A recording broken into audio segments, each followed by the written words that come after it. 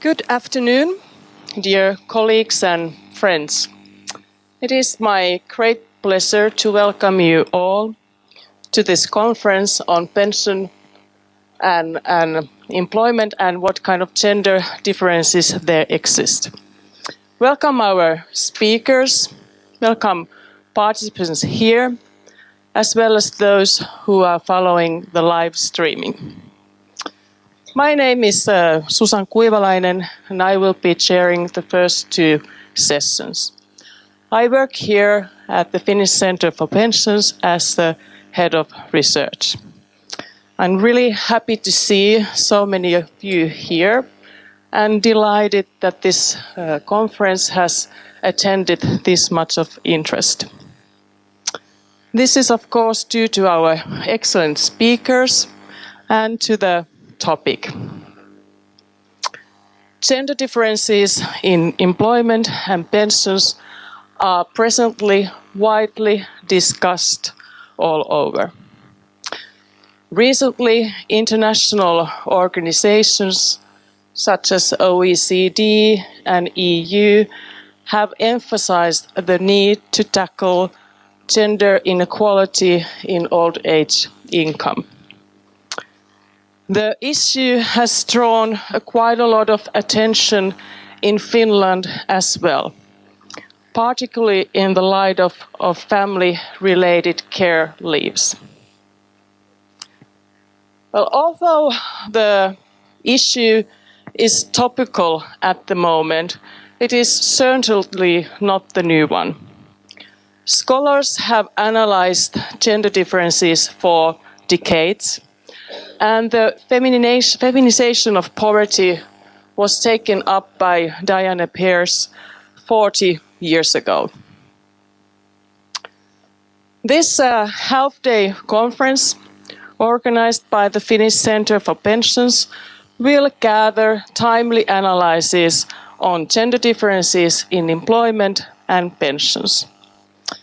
For those of you who don't know that much about Finnish Center for Pensions, few words about it. The center was established in 1961, and our activities based on separate law.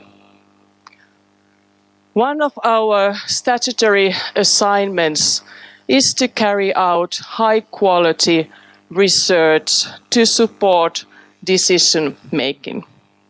We engage in social science and economic research. Many other duties and the wide variety of tasks are performed here at the ETK.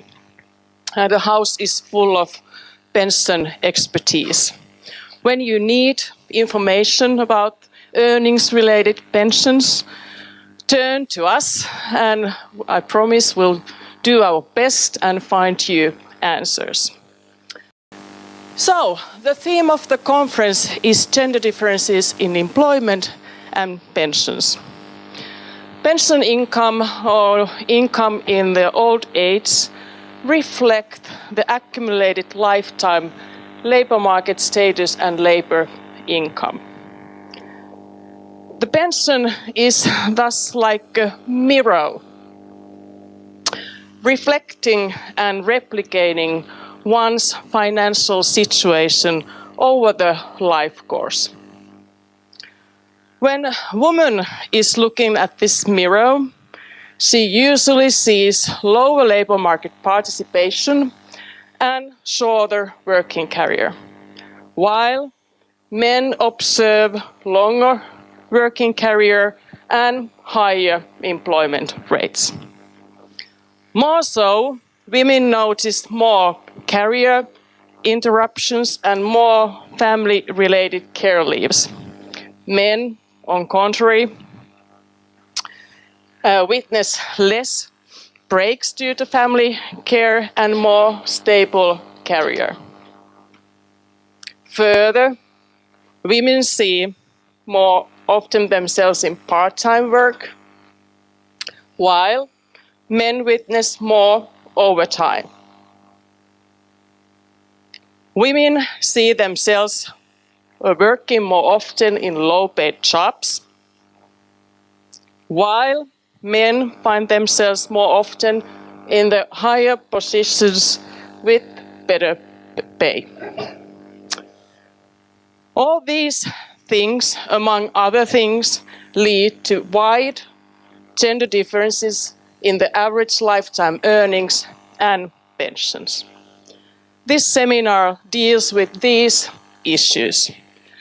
Taking the stock of life course factors influencing the gender gap in old age income, researchers will discuss the institutional impact of pension rules, family policy, and career trajectories from both international and Finnish perspective. Let's take a brief look at the Finnish case.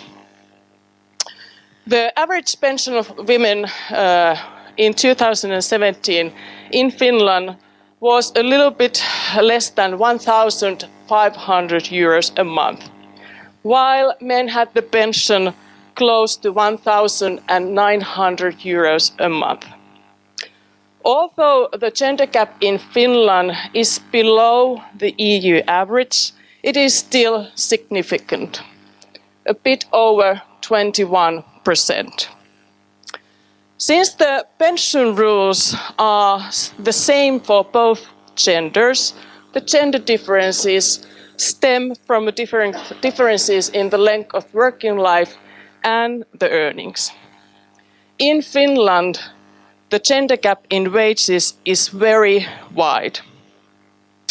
When comparing earnings from all paid work, women's earnings was less than 76% of men's. Another reason is the unequal division of family-related care. Of the parental leave days, which can be evenly shared between parents, more than 90% were taken up by mothers in 2016. And in the home care allowance, the number is even higher.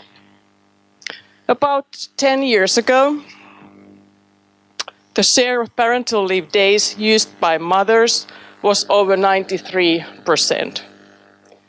Of the ratio of earnings from work between men and women was a little bit less than 73%.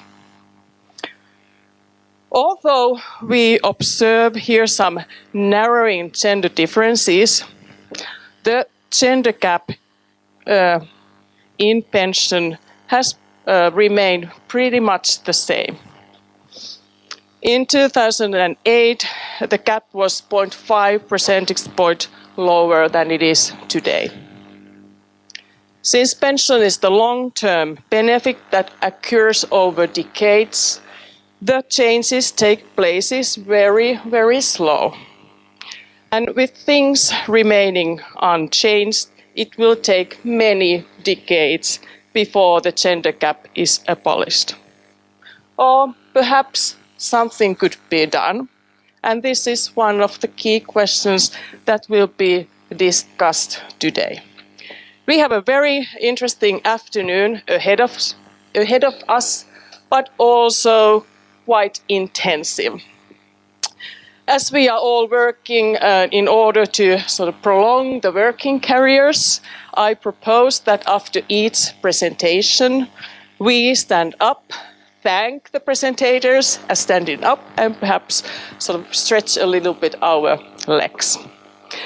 And with this succession, it is time to move to our program and wish you all very rewarding conference and lively and interesting discussion. Thank you.